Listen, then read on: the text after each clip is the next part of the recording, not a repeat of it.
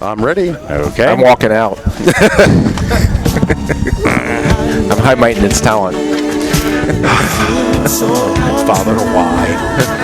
Why, Father? Hot. Bless me, Father. 10:24, 9 to noon. Max Fuller guides the great ship Love Covenant from the Bryan Heating and Cooling Studios at FM 100.3 KFAM. Ben Leber is the Friday Football Feast co-host. Yours truly is Paul Allen, and Vikings General Manager Rick Spielman, nice enough to stick around to chat some Vikings football, where the way this camp is developing, and I'm certainly not going to speak for A, the GM, B, the head coach, or C, the organization, but if you follow things from a national perspective, NFL Network here the other day with Tom Pelissero, whether it's those who cover the team globally and you follow them via Twitter or whatever, there seems to be, without using the word boring, there seems to be kind of a common thread that, the most interesting things with the Vikings are the minutia, like some of the backup battles, and you don't have like a hypothetical here. Eric Wilson, really good season last year, jumping up saying, damn it, if I don't start, then we're going to have a problem. Or you don't have splashy, big time high-end battles, and I would imagine you like that. Well, it's I think it's two things. One, it's the type of players that we're bringing in that are not only very good football players, but high character guys. I know the point of emphasis this year is, Coach Zimmer said it numerous times in our team meetings, putting the team first above everything else. Right. And teams that are able to do that are the ones that eventually end up winning this damn thing. So, and it's a credit to Coach Zimmer, because Coach Zimmer is a leader of that football team and does a great job making sure everybody understands. And I think, too, we've had a pretty good history of trying to take care of our players. So before they get into the last year of the contract, if it's possible, we always try to work and reward our own players and do it from within. So hopefully, we stay healthy through the rest of this preseason and training camp, and it's great to just focus and hone in on football. And that's what hopefully you're going to be able to do when you come to training camp. Yeah, and from a health factor standpoint, I mean, that is the A topic, because like for those listening now in a fantasy football culture, you say stay healthy, they start thinking all of the most popular names. But like last year in the preseason, hey, guy might not have made the team, but like when Adearuna goes down at US Bank Stadium, that stuff breaks your heart, man. Yeah, because those are the young guys, and a guy like him with his length and his natural athletic ability, fitting everything we're looking for at that position, for him to lose that year of development, whether it was going to be on the 53 or practice squad, sets him back a year. So those are the things that, even though you lose guys like that, it may not be your star players or your key contributors, but those are the guys that need the most work, and we have a great staff in how they develop these guys, and a lot of that's done during the week through practices. Yeah. Well, and it's got to be encouraging as we've gone through a week of practice, and typically, especially with the veteran defenses usually have the upper hand on offenses most training camps, but we're kind of seeing a little bit of a contrast to that, where publicly, Coach Zimmer's not happy with the way his defense has performed, and the offense, whether it's in the red zone and some of the run plays, really seem to look like they've been running this offense now for a year or two. They seem to be up to speed. They're not taking the baby steps, and they're making plays early on. I think it's a scheme that most of our guys are familiar with. Just like on our defense, we've been running the same systems. Now, there are going to be tweaks and adjustments every year, but everybody understands the foundation of the defense and the foundation of the scheme. Offensively, I know with Kevin Stefanski taking over as the offensive coordinator and with Gary Kubiak on that side of the ball and Rick Dennison and all the guys, they simplified things and not making it as complicated. And guys can be smart as heck off the charts when you test them, but you still have to be able to make the game simple so they can go out there and just play. And I think a lot of things we're doing with Cousins, which you've seen out here, a lot of things we're doing with the offensive line, all that is starting to come together, just simplifying things and go out and execute what we do best. Go ahead, Ben. Well, I was going to bring up, you brought up Kirk, and there seems to be... Are you going to ask a question, or is he going to take over the show? He took the first two, and this is my follow-up. He is the guest. You guys are the guests. I have 45 segments a week, okay? It's about you guys here. You sharing information. You talking about the final 53. It's about you guys talking about the team, and I'll just get out of the way, man. I got plenty. Well, Can you go get me a cup of coffee and I'll just talk with Ben for a while? To stay on the positive thing with the offense, not only it's encouraging that they've taken off so quickly, but Kirk really seems like this whole off season there's an emphasis on just him being himself a little bit more, relaxing his shoulders a little bit more. Have you seen sort of that off-season approach already come to fruition so far, early parts of the camp, of just him being much more comfortable with who he is, where he's at, his expectations in this offense? I think last year he came in, one, trying to learn a whole new offensive scheme. Two, the expectations and that pressure put on him of the new contract that he signed and coming in and being the quarterback of the Minnesota Vikings. This year, it's a whole different approach and demeanor. You don't have to be the guy. We've got a lot of guys, offensively and defensively. Just go out and function and do what you do best. And the coaches have done a great job identifying what his strengths and weaknesses are as a quarterback, and trying to hone in this offensive scheme to what he does best and things he's ran most of his career. And I've given this example a few times, is when Brett Favre had went to the Jets, he probably didn't have as great a year because he's ran that West Coast system, and then when he came back the following year, he had maybe his best year of his career when he was our quarterback. So what you're seeing Kirk happen with him is everything Kirk's doing right now is stuff that he's familiar with, and he looks a lot more comfortable than he did last year at this time. And off that, I mean, when you watch practices back, I mean, isn't it clear that Kirk is playing faster right now than at this time last year, and maybe even sometimes during the regular season when things got weird, like the ball's coming out fast. It's just in Monday, Wednesday, and Thursday, watching Kirk, it just seems like, boom, everything is lickety-split. Well, as you say, the minutia. Yeah. It's my new 2019 game calling word. Are we going to hear that a lot? 15 times. Okay. But they've simplified things on what he has to do from a pre-snap standpoint, from a protection standpoint, from his reads. You know, you don't have to go through 22 different progressions, go to A to B, and that's it. And when you can get your quarterback playing, then all of a sudden you see him speeding up in the pocket. You see him making quicker decisions. And even though a blitzer and a lot of exotic things that Coach Zim does will come free, the ball's already out of his hands before he's going to get hit. In the offseason, Rick Spielman did a lot of work to fortify the Minnesota Moving Company, the offensive line. Let's chat about Garrett Bradbury, Pat Elflein moving to left guard, Josh Klein is a new guy, and much more.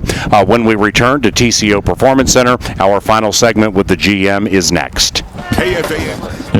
10:39, 9 to noon, TCO Performance Center, exclusive Vikings Radio Network perch overlooking 4 perfectly manicured practice fields.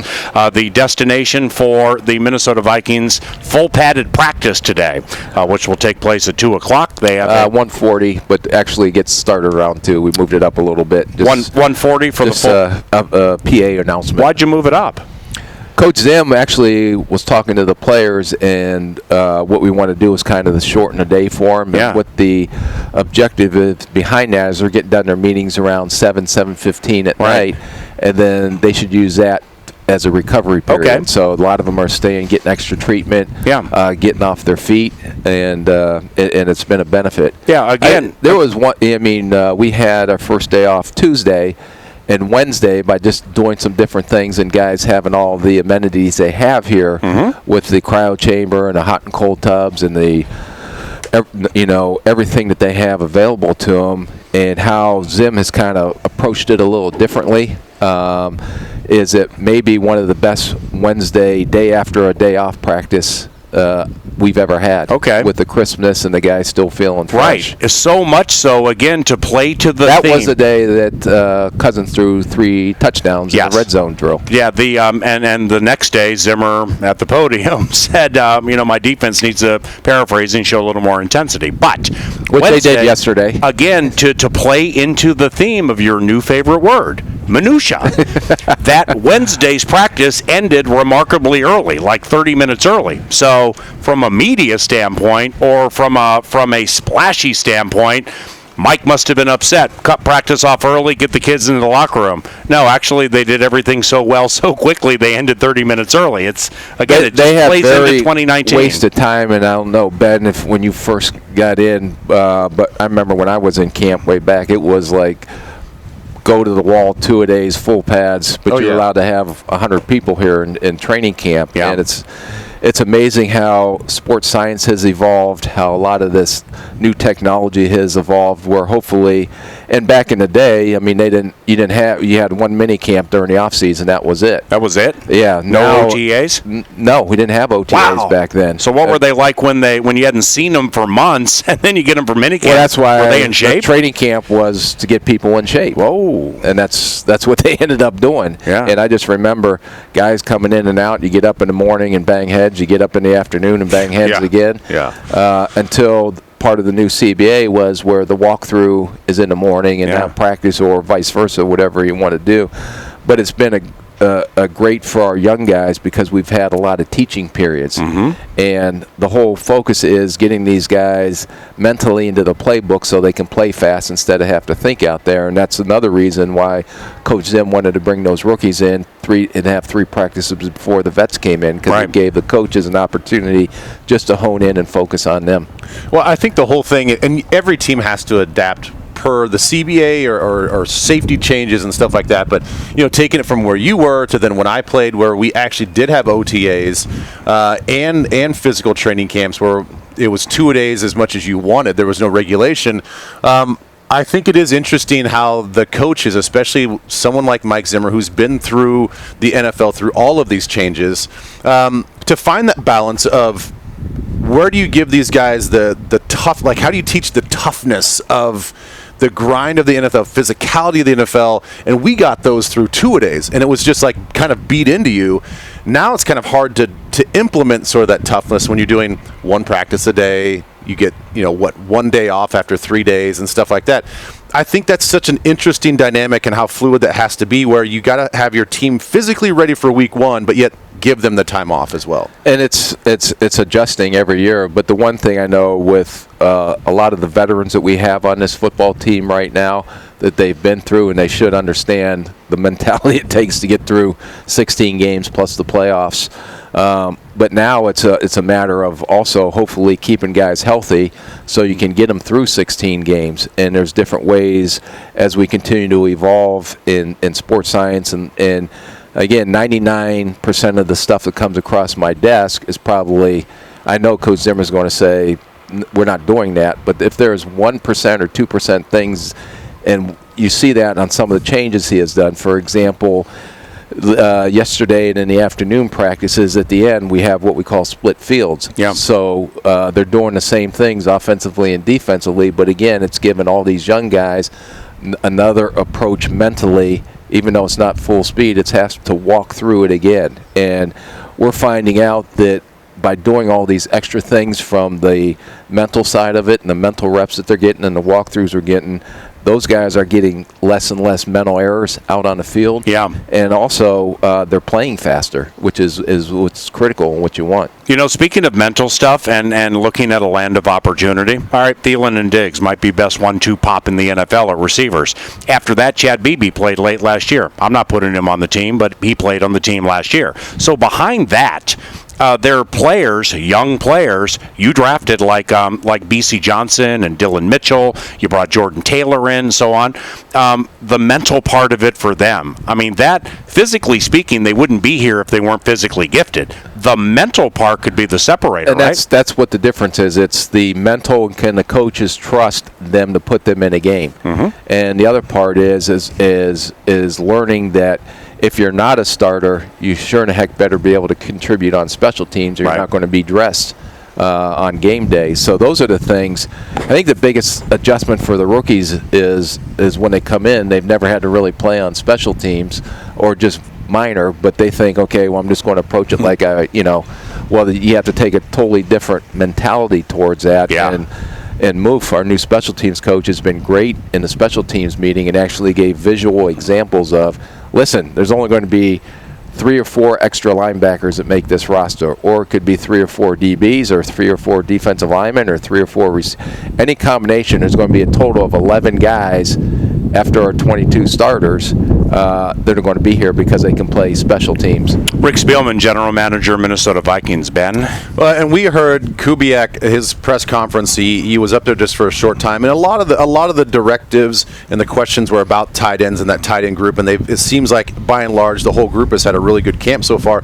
But he did mention, along the same lines that you're talking about with the rookies, Irv Smith, very talented, but he used the word swimming. He's swimming a little bit right now because he's just trying to get up to speed, and every day there's a new install. How would you evaluate his camp so far?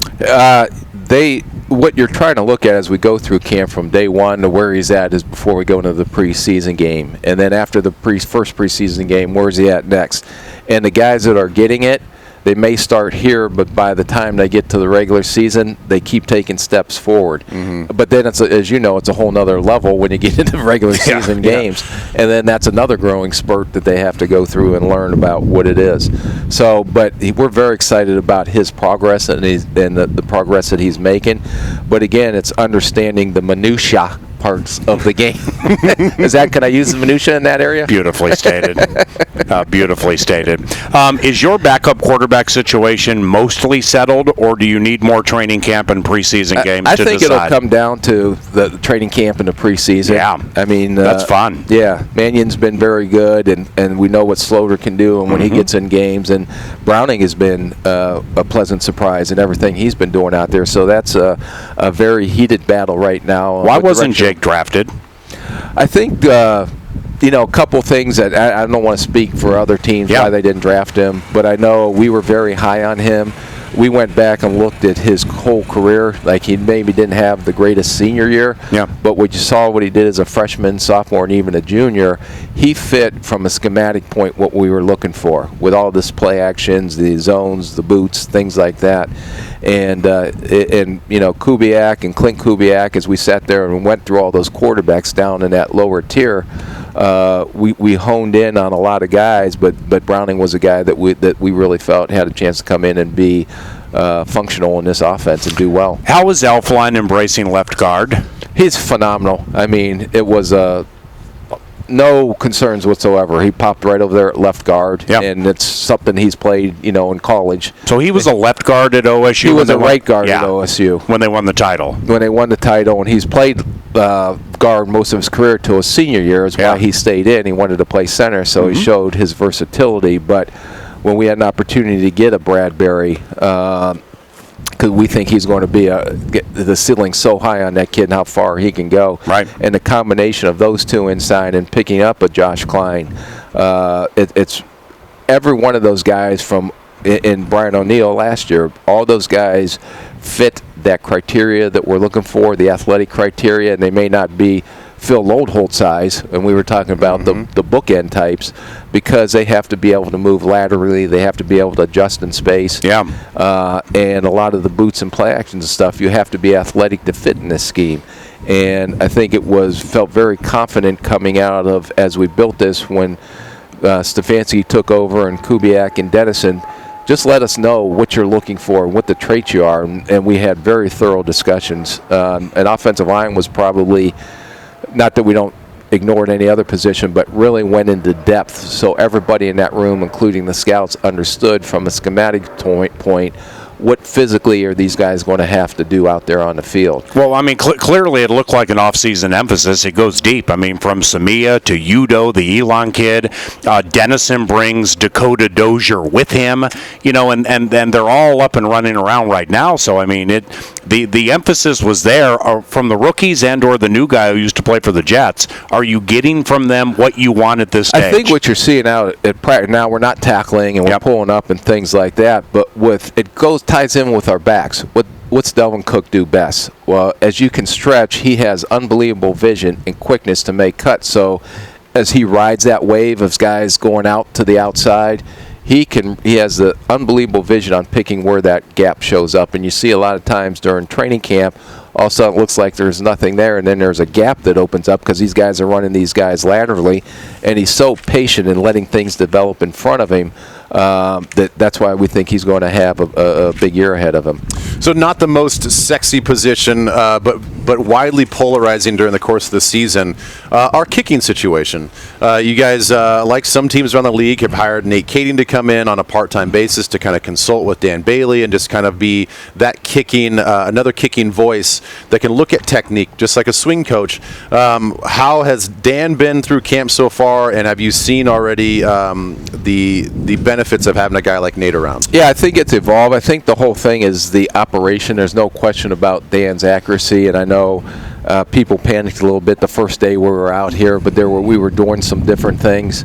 But you see him and the operation between the center. He's working with 2 centers right now and the holder, and I know Thielen has held some. So we're trying to find out how that operation is. Once those guys can work together as one unit, then it really smooths out. But we're very excited about Dan. I know he's a veteran kicker. He's been in a lot of pressure situations, and he's hit a lot of big field goals to win games, and we're expecting that this year. If you have Thielen ever hold, how tricky can you get with that? Holy cow. Well, again, that's a coaching question. We're just trying to right now figure out the best 53. I understand that. Rick Spielman, General Manager, Minnesota Vikings. Couple of quickies to close here. Special teams. Marwan Malouf is the new special teams coordinator. Land of opportunity have been 3 operative words today. There are jobs open all over the place on special teams, right? Oh, yeah. No, it's always wide open. And guys that were on our team last year that were young guys that played on special teams, now we got a whole new crop coming in.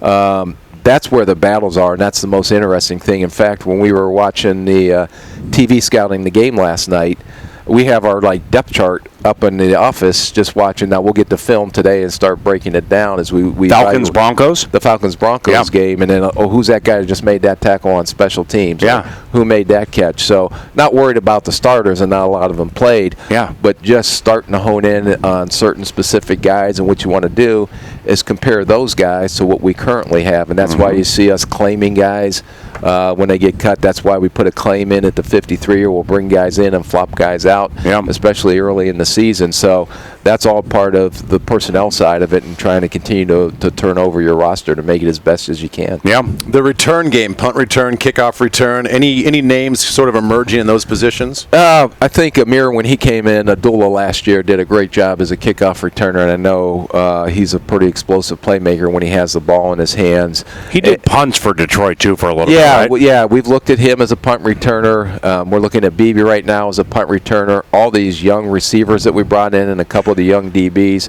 I think Moof has had maybe 10 guys back there. Yeah. And there's going to be a lot of guys that are going to get opportunities in the preseason before we nail down who those 2 will be. So there definitely were significant voids to fill with Sherrill's going to New Orleans. I mean, that's a big. It's hard to replace a Marcus Sherrill. Yeah. Not only for what he did for us on the field, and I think if not, he's the all-time leading yardage and punt returns for the Minnesota Vikings in history. Yes, sir. So most punt return touchdowns, which is pretty good for a tryout guy to come in and do what he was as a leader, a quiet leader, but what he did in the community, you can't replace that.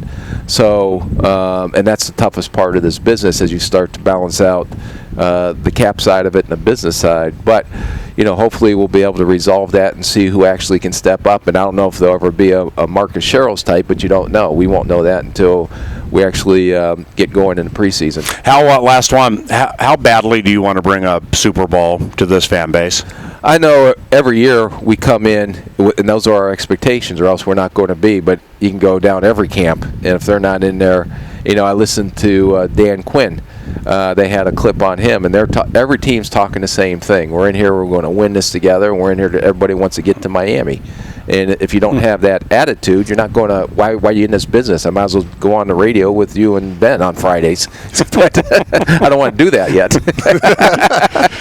Do you care to leave us with a regular season record prediction for the Vikings? Yeah, I always do. Yeah. You're going to be conservative this year, 14-2. Yeah, week 1 Atlanta. Yeah, great. You're awesome, man. Thank you very much. Thanks. Appreciate it. Rick Spielman, General Manager for the Minnesota Vikings, back after this.